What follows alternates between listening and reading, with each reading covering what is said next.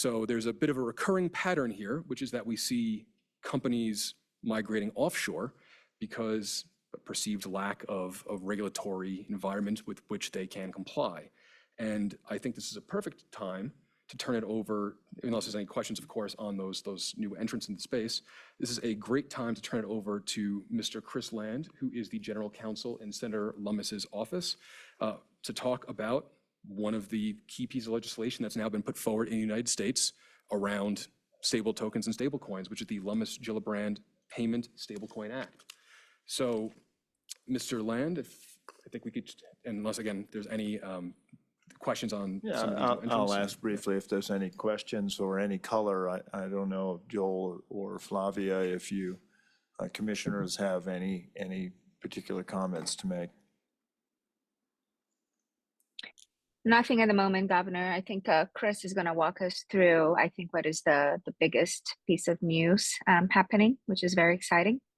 But the summary that Anthony gave, and actually his last remarks about, some of these businesses going offshore, it's comprehensive. I don't have anything else to add. Thank you. Nothing from me, Mr. Chairman. Thank you. Thank you. Okay, please. That would be great. It's great to see Chris. Thank you, Mr. Chairman. May I proceed?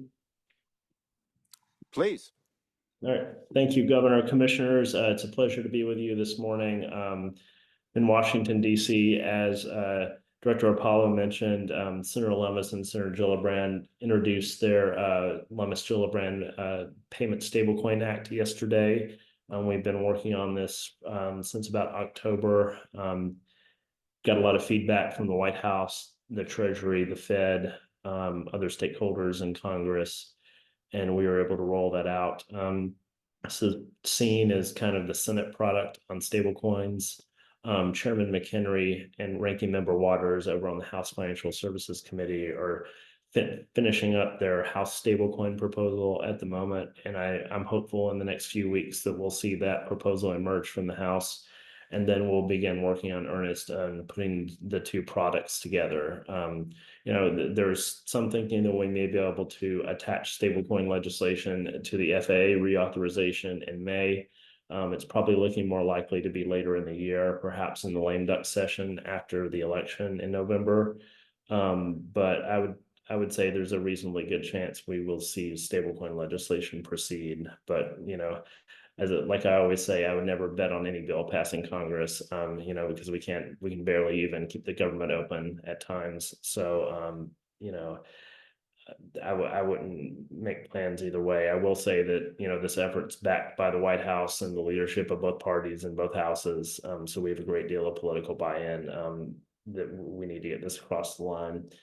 From a policy perspective, the legislation is very focused on the dual banking system, which is very, very, very important to the state of Wyoming. And Commissioner Bishop and myself personally, from my past service at the Division of Banking, it would enable the state to continue to issue the stable token, but there would need to be a partner with a depository institution or a trust company. The SPDI would have more legal heft under the Lummis-Gillibrand Payment Stablecoin Act, and it would reduce some of the regulatory friction we're seeing right now with the federal agencies and other states. So it would be a big win for Wyoming if we're able to get this across the line. There are a lot of requirements in the bill around stablecoin reserves. It's mostly limited to treasuries and central bank deposits. It's also, there's a $10 billion threshold where if the stable token were to go above $10 billion, there would need to be a depository institution involved. But if it's less than $10 billion, it would only need to be a trust company. Let's see, there's a lot on receivership in the bill that's focused on preserving confidence in stable tokens, no matter what their issuer is, and that's pretty much it. Just from a policy perspective, I'll emphasize again that Senator Lummis is very focused on ensuring Wyoming's leadership in this area is maintained, and that we're able to build on the great work that the Stable Token Commission and the legislature has done the last few years, and building up Wyoming, getting some good paying jobs into Wyoming in this space, and, continuing to preserve Wyoming's, lead in crypto asset regulation. Folks around DC, because of Senator Lummis and the work of this commission, know Wyoming is a thoughtful leader in the space, and we're hopeful we can continue to only build Wyoming's profile nationally. So, with that, Mr. Chairman, I would be happy to stand for any questions or touch on areas that I may have missed. Thank you. Thank you, Chris. I'll just take a privilege just to start with. You and I have talked about the reluctance of FDIC to let banks proceed in doing this. And in fact, I think you helped me get a conversation with one of the commissioners at one point who also shared that perspective. Has there been a change of heart with the FDIC? Because I guess I am concerned that's one of the big obstacles we have here in Wyoming, to be able to partner with a bank. Yeah. That's a complicated question. I would say the FDIC's role in Senator Lummis's legislation is only after receivership. If there were to be a failure of a stablecoin issuer, they wouldn't be involved on the front end. The Federal Reserve, which is all of our favorites at the moment for a lot of obvious reasons, would be involved on the front end. We're very focused on limiting their discretion and decision-making points in every way possible, to make sure that their enormous authority is not abused in ways that we've seen over the last few years that are probably contrary to statute.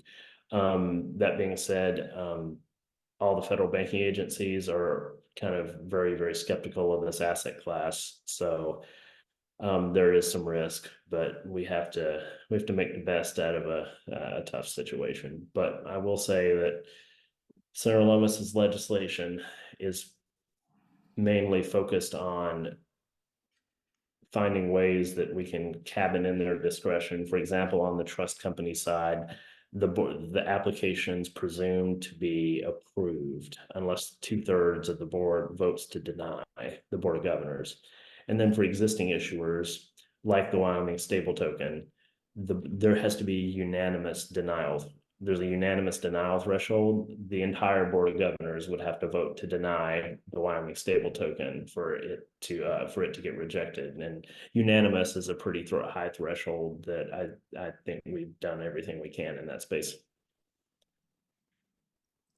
Very good. Thank you. Other questions? Yeah, Mr. Chairman. Mr. Treasurer. I noticed just the very start of the bill, it says that the logarithmic payment stable coin, and that going to the next page, essentially it's the same old thing, is that they're going to limit the amount of coins to guarantee that the value is going to stay stable. And it seems like that's not a stable coin to me. You might say it is a stable coin, but when you have a logarithmic in there, and I don't know if it goes in there and says that every logarithmic coin has to be banked dollar for dollar with the U.S. Treasury, then it's not a logarithmic stable coin. So I'm trying to understand why it's even there. Mr. Chairman, Treasurer Meyer, I think my boss agrees that algorithmic stablecoins present a number of challenges, and they aren't really stable tokens of the kind that Wyoming's trying to issue. I don't think anything that the Stable Token Commission is up to in Wyoming will be impacted by that. There is a prescription on issuance in the bill of algorithmic stablecoins. I don't expect that to be the final product in the legislation that goes to the president's desk. I think there'll be some kind of moratorium or classification that makes it more difficult to issue.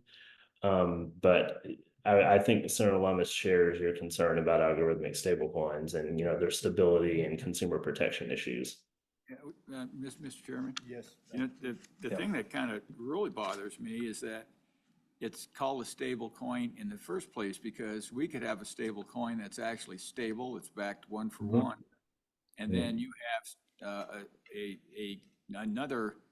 another I guess instrument that's called a stable coin, and it goes broke like some of these logarithmic coins have. But because they're both stable coins, it paints us with the same brush. And that is great feedback, and I will make a note of that. And like I said, we have an opportunity to make some further clarifications in the next version of the draft. That's actually the deal. So, like, maybe I'll ask Senator Lummis if it might make sense to kind of take out the word stablecoin from the algorithmic piece. Yeah, just say coin. It's a logarithmic coin, and then we don't get there's no confusion. Okay, I appreciate that. We'll take a look at that. Thank you. Thank you. Further questions? Director. Thank you, Mr. Chairman, and through the chair. Mr. Land, just to follow up on the comment about the algorithmic stablecoins, the issuance of which, for clarity, I understand to be prohibited as proposed by this piece of legislation. For existing algorithmic stable coins or coins that do exist, is there a method in which they could become compliant or in any way, shape, or form continue to exist and be traded on domestic platforms or exchanges? Thank you, Director Apollo, Mr. Chairman. I think that it would be difficult, especially the trading piece. There is a provision in the bill that allows the board to make certain exceptions to the rules through a sandbox, kind of like Wyoming has a pilot program. The board would have to do that by rule, though. The Board of Governors would have to do that by rule. Thank you. Further questions? I have a question, Governor. Please proceed, Commissioner Naves. Thank you. So, Chris, I haven't had a chance to read the bill, but I will later today. Talk to us a little bit about preemption of existing coins, stable coins, fiat-backed stable coins. I like Kurt's comment because to me, fiat-backed stable coins are very different than algorithm-backed tokens. Yes, I call them tokens, not stable coins. But in any event, fiat-backed stable coins, talk to me a little bit about preemption of existing tokens and or potentially a grace period to come into compliance, because we do have obviously some domestic issuers in the market that are licensed by other entities, state entities, and we may have the Wyoming stable token in circulation prior to charters or a licensing regime existing for this bill. So talk to us a little bit about how that will work. That's a great question, Mr. Chairman, Commissioner. There is extensive transitional and grandfathering provisions at the end of the bill. I would take a look at section 15 of the bill. It's all the way at the end. It's a long bill. It's about page 175, I think, in the legislation. Basically, if you're an existing issuer, the Board of Governors has to vote unanimously that you can't come into compliance within 2.5 years of the enactment date of the act. So there's a 2.5 year grandfathering period, which the board will be writing rules and working with the existing issuers. So in that 2.5, at the end of that 2.5 period, the board would have to vote unanimously that there's no way you can come into compliance with the act, which is a very, very high threshold. So there's a 1.5 year period before the act actually comes into force when the board will be doing the rule writing, and then there's another year period after that initial 1.5 year period where the existing issuers will get their affairs in order so that they can be compliant with the act.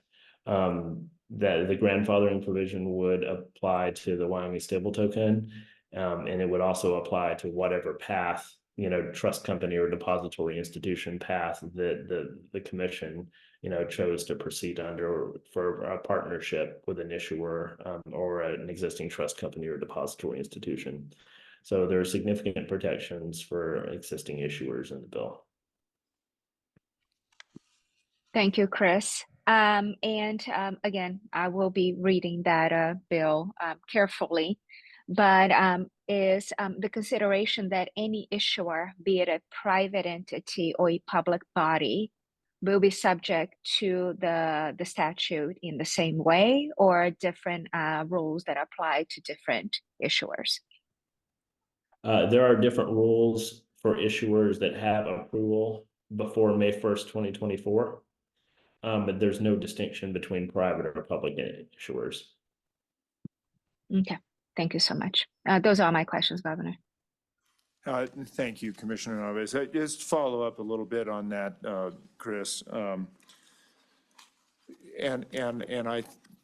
I guess I'm particularly anxious about how this is crafted. In the definition, it refers to the Board of Governors. That would be the Federal Reserve, and you're talking about the governors that are politically appointed, or are you talking about the full board or just the voting members of the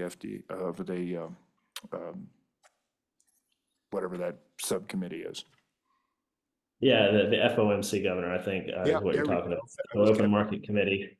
Yeah, this would just be the 7 politically appointed members of the Board of Governors, not the Reserve Bank presidents like Eric Schmidt from Kansas City.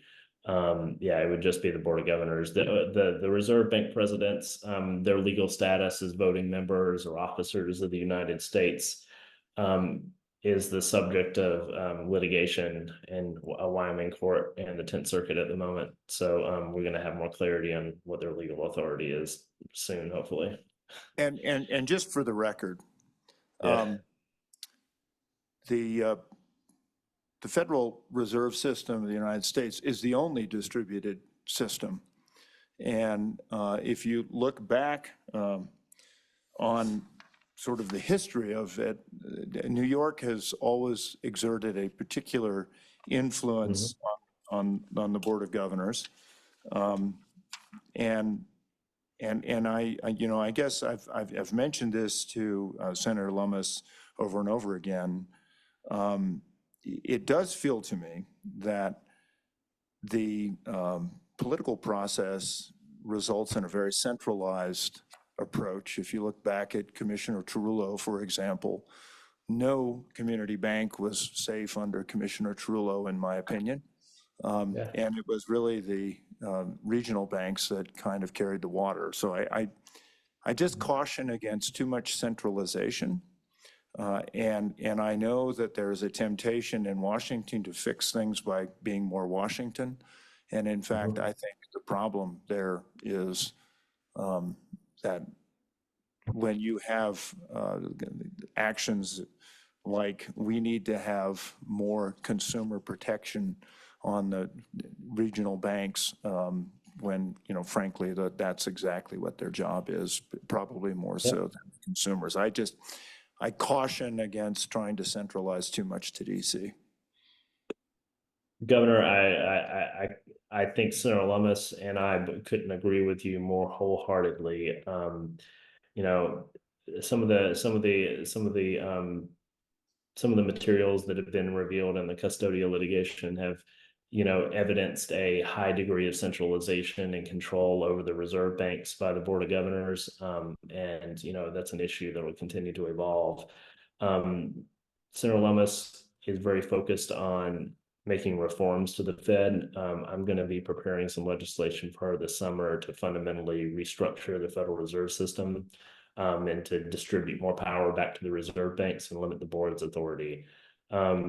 As far as stablecoin legislation, the best we can possibly hope for is to limit the board's authority and to build in safeguards that they really can't act beyond the bounds of the law in certain ways. And that's why we've grandfathered in the existing issuers and set the denial threshold at unanimous and set a really high legal standard. But I could not agree with you more. There's a massive wave of centralization that's happening right now, and it is materially disadvantaging the Kansas City Fed, our community banks in the 10th district and other rural states. And I'm very concerned about what community banking looks like in 10 years. Me as well. So, and I'll just make the statement, figuring out how to rotate New York off the regular vote would be a great remedy in some ways. We'll get that. We'll get that in the legislation. I digress. I apologize. Any further questions? Yes. Joe has a question, Okay, Governor. Joe. Thank you, Mr. Chairman. Mr. Land, thanks for your comments. And I guess it was all of our hope that federal legislation would help what we're trying to do and clarify a pathway forward for us. But my fear is that it's could potentially actually create a more difficult time for us to move forward with the Wyoming stable token if there is the power to prevent partners from working with us. Am I thinking about that the right way, do you think, Mr. Land, or am I misguided in that initial reaction? No, it's a 100% valid concern. I share that concern too. You know, if we could put another agency leading this other than the Fed, I think Senator Lummis would. Unfortunately, the other agencies have their own political baggage and issues too. Yeah, I'm concerned about it, but I will say that there are many advantages in Senator Lummis's legislation that, in her opinion, outweigh the potential risks in, you know, building in Wyoming's leadership in the crypto asset space into federal law in ways that isn't currently the case, and limiting the Fed's discretion in a lot of ways that will be helpful. But, you know, anytime federal legislation is implemented, it's always a little uncertain. But I thought a lot about the math along with Senator Lummis, and I'm reasonably confident the math works out in Wyoming's favor at the moment. And if Senator Lummis detects that, you know, the math has gone the other way and it, you know, probably is too much of a risk, then I'm very confident that Senator Lummis will help block or defeat legislation that works against Wyoming's interest. You know, we have a motto around our office that Senator Lummis is all Wyoming all the time. And, you know, we are all laser focused on, you know, helping Wyoming, you know, get the stable token up and running, getting real economic development into the state, and building on Wyoming's leadership in the crypto asset space. And, you know, if anything, you know, if it's likely that anything that's moving in Congress hurts that, we will jump all over it. Follow up, Mr. Chairman, if I could, Yes. please. Thank you. Thank you, Mr. Land. I just wanted to build on the question that Commissioner Navas asked earlier about the grandfather provision. Could you just help us there with a little bit more detail on specifically what that might enable us to do? And then as part of that, what we need to do in order to ensure that we have that grandfathered status? Yeah, well, there's nothing that needs to be done because the Wyoming legislature has passed a law that authorized the issuance of a stable token before May 1st, 2024. That's already kind of in progress. So the legal box has been checked in our opinion. There will just need to be there'll be a 2.5-year runway when this finally goes into effect, signed by the president, for the state to partner up with a trust company or depository institution to start issuing the stable token. And then the board will have very limited ability to deny the state of Wyoming's stable token at that point. But the legal authority has already been granted by the Wyoming legislature to this commission to issue the token. So I don't see any concerns there. Just getting that legal authority and that approval before May 1st is the big key. A question. You know, I think we're all on board of, you know your customer and AML, but I'm wondering, is there anything in this bill that requires the Wyoming stable token to keep track of its citizens and all the transactions? And, you know, there's a line there that of privacy that it seems like the federal government wants to continue to step over. And I didn't know if there's anything in there that actually said they could step over any time they want to and keep track of every purchase and have the same data collection as a credit card company or a social media company and get to know everything that every citizen is doing. So is there any protection at all in this situation going forward on the federal level? Thank you, Mr. Chairman. Treasurer Meyer, and Senator Lummis is very concerned, like you are, about privacy in the crypto asset space and in the financial industry today. She's going to be fighting the FISA reauthorization, today and tomorrow on those similar privacy grounds. I'd encourage everyone to watch the debate. It's going to be great. The provisions in the bill largely make applicable the same laws and regulations that apply to banks today around the Bank Secrecy Act. To stable token issuers, they would be classified as financial institutions under the Bank Secrecy Act. Commissioner Naves can give you more, context about what that obligation means, but I would say that this bill doesn't place any greater burden on privacy than is currently kind of already exists today.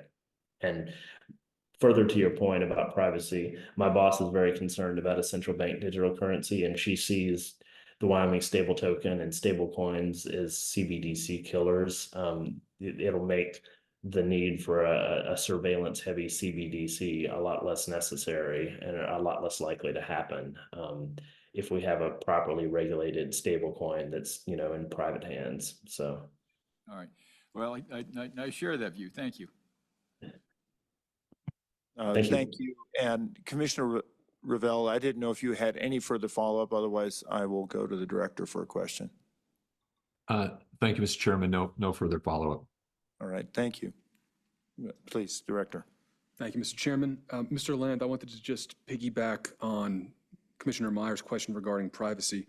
One of the acts that is noted as being in scope in this in the bill is the Graham-Leach-Bliley Act around the privacy of customer data once maintained by banks. Could you give just a little bit more color as to how that comes into play in the current design of the payment stablecoin issuers? Thank you. Thank you, Director. Mr. Chairman, this is a very important customer protection provision that's in the bill. The Graham-Leach-Bliley Act is a provision of federal law that basically places heavy restrictions on the abilities of financial institutions to sell your data to big tech companies and other people who are interested to know what kind of things you're buying and to use your personal data to mine for profit. So Senator Lummis's legislation would merely place the same restrictions on selling on people's personal data and violating their privacy on stablecoin issuers that exist for banks today. So it would be very protective of privacy. Thank you. Further questions? Director. Mr. Chairman, I have two quick ones, and I am only hogging time because I've spent a lot of time reading through this, which is nothing compared to what Mr. Land and his team have done to put it together. Right. But I do want to follow up on two more specifics regarding reserves composition. Again, I think what's proposed in the act is similar to what we've talked about: cash, treasuries, repos.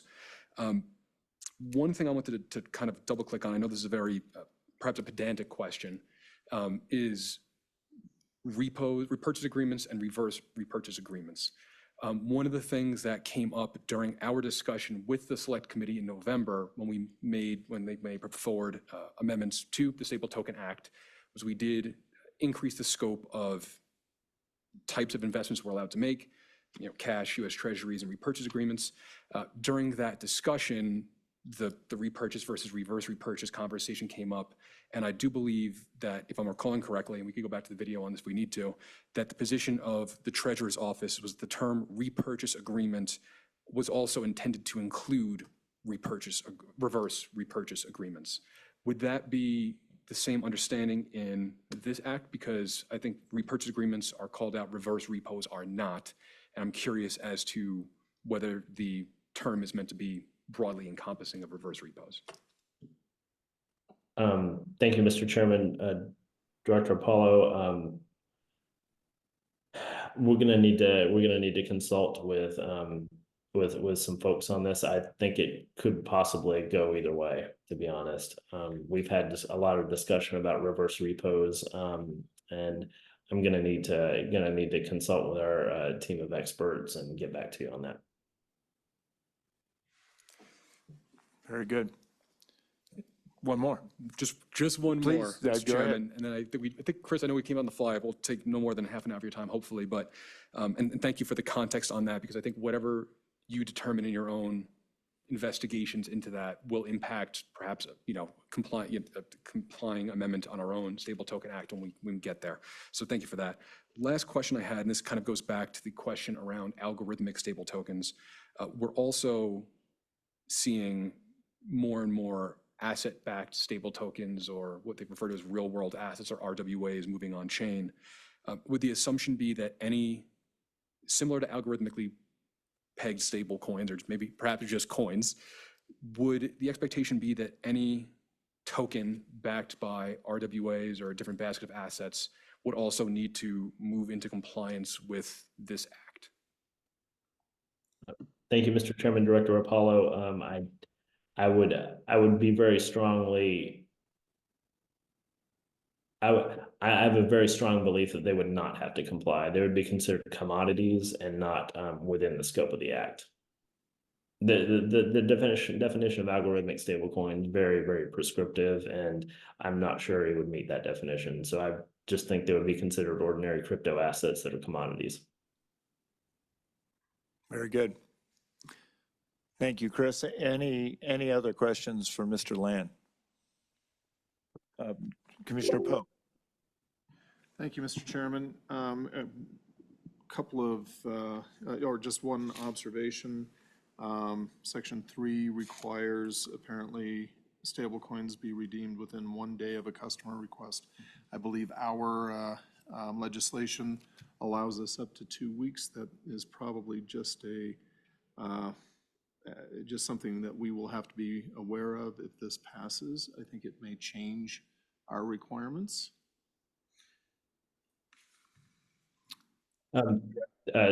Mr. Chairman, thank you, Commissioner Pope.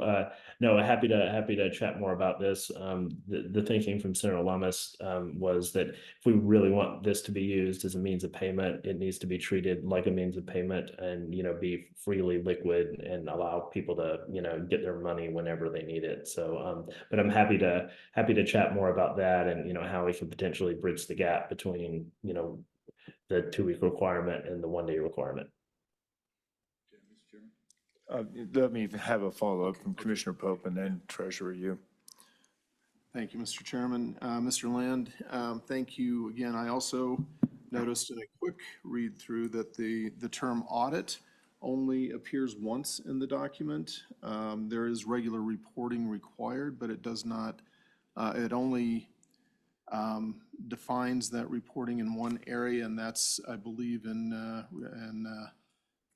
respect to a subsidiary of a holding institution or depository institution that where the subsidiary issues the stable token.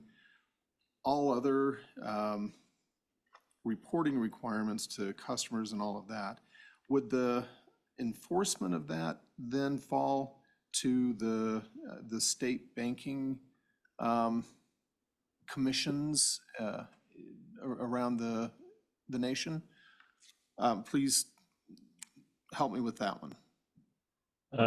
Thank you, Mr. Chairman. Commissioner Pope, yes, there are heavy examination requirements, and like anytime you see the word examination in the bill, you should, that's pretty much an audit.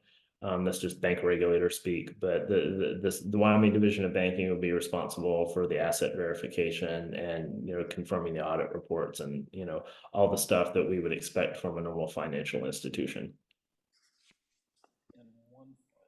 And yep, please, Commissioner Pope. One final, and I know I'm probably getting into the weeds on this, but also, as we've seen with other stable coin issuers, there's a fluctuation in market values, and there are certain occasions in which the stable coins have become depegged to the dollar, even only briefly. As those flows above and below the dollar market value happen, I guess I'm trying to get my arms around around who would monitor that. Again, the only time audited financial statements is mentioned are on an annual basis. So let me know just briefly some of the thinking around how that would be monitored and regulated. Mr. Chairman, Commissioner Pope, depegging is a serious contingency in the context of a stable coin. It's supposed to be stable. So the bill requires that stablecoin issuers report to the regulator if there is a material depegging event, and there would be appropriate remedial action taken by the regulator at that point. You know, there are plenty of, you know, market services like coinmarketcap.com and, you know, folks that monitor, you know, the relative value of the stable coins. I think it would become public quite immediately if there was a market event that caused the depegging. This is an eventuality we have to avoid in the context of every regulated stablecoin. So it would just be incumbent on the issuer and the regulator to make sure that doesn't happen. Thank you, Commissioner. Commissioner Meyer. Yeah. Going back to this one-day payment, you know, our custodial banks are just implementing, I think, the one-day payment now in settlements. And there's a lot of times when you have settlements that are going to extend past that. And I'm not sure what the day settlement thing is for banks. There's a lot of times when you give a bank deposit and you won't have settlement for, you know, could be for a lot longer than a day. I remember during the GFC, it took, I think, almost a month to get Wells Fargo investment money into Wells Fargo. So, you know, I think whatever day period, I think, as long as it's a customary in the industry, but realize that you're going to have to have settlement and you're going to and so that might take in some circumstances more than that day just to get your treasuries in and out. So just depending on different economic conditions and different conditions. So we want to have I think something that's usual and customary, but understand that there are some limitations to just saying it's going to be a day. Thank you, Mr. Chairman. Treasurer Meyer, no, I completely understand that, and that makes a lot of sense. I think we have to balance a lot of issues. You know, for stablecoins to really be used as payments, they have to be liquid and, you know, pretty much redeemable on demand, like deposits or cash are. But we have to thread the needle about settlement because a lot of things like our custodial system and wires and SWIFT are antiquated and they don't settle as fast. I will say the Fed has created FedNow, which is supposed to be a more or less real-time payment settlement system. And this is another reason why it's important for stablecoin issuers to have access to the central bank so that they can settle in real time and not create more risk in the system with a chain of settlement between one bank going to another bank, going to the Fed, and then going to another bank. That just takes a lot of time. So there's a lot of risk built up in the settlement system that way. We need to continue to talk, I think, about the redemption period, because I do think you've spotted a good issue that we need to talk more about. Thank you, Director. Thank you, Mr. Chairman. And just I want to respond on this, the timeliness of the payments as well, because I do not believe it is in the statute that we have a 2-week period. I just flipped through it. Perhaps I missed it, but I do recall, Commissioner Naves, that you and I talked about this in November ahead of the Select Committee and with the Select Committee, that perhaps it was worthwhile to put a 2-business day redemption period into the statute. I think the outcome of those discussions would be that that's something that we could put into policy rather than statute. But again, perhaps it bears reinvestigating on our side at this time based on what we're seeing in the act. And Commissioner Naves, if you have any other feedback, I would invite you to correct me. No, I'm not correcting you at all, because I have raised my hand exactly to make that point, Anthony, that to my understanding, there's statutory requirement for Wyoming to redeem in 2 weeks. I may have missed again. If there's somewhere else, please advise. But I completely agree with Chris's comment that for this token to be successful, expectation of redemption needs to be very prompt, if not daily, T+2 max. Otherwise, we are just functioning as other rails are today, and it's not going to be a comparable and successful offering. Very good. Well, Chris, I really want to thank you for making yourself available to walk through the bill. I'll ask one more if there are any further questions, but I know we've taken an enormous amount of your time. Thank you so much for your generosity. If there are no further questions, very, very much appreciate you, and good luck. And thank your boss and your staff, colleagues, for the great work you're doing for Wyoming. Thank you, Governor and Commissioners. It was a pleasure to testify. And if anyone has any questions or anything Senator Lummis or I can do, please don't hesitate to reach out. And we're going to keep fighting for Wyoming in the swamp, and you know, we're going to do our best. So thank you. It was a pleasure. Thanks. Very good. Director. Thank you, Mr. Chairman. I'd also like to thank Mr. Land for his time. That came together very late last night and early this morning. So I appreciate him going live with us and coming into the lion's den here. So with that being said, if there's any other questions on the act itself, I have reviewed it. I think we've gotten through most of the context around it, but I also want to avail myself as a resource if there's any questions about it. Happy to dig through the details with any of the commissioners. Yeah, and Director, it strikes me this is very fresh, and it's pretty lengthy.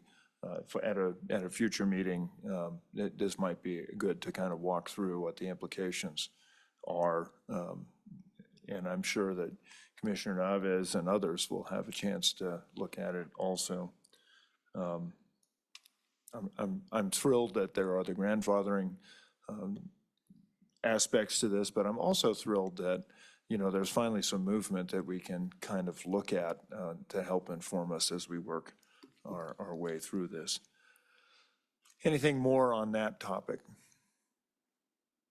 If there is, Commissioner Pope. I may have been looking at one of the first drafts of the legislation, so I apologize, but I will go back and confirm that there is not a 2-week requirement. So my apologies if I spoke out of turn on that. No worries, no worries. Well, very good. Director, I think, is there anything more on industry update? Mr. Chairman, not from my side.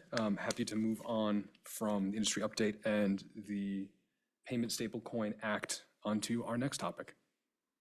Please proceed. Thank you, Mr. Chairman.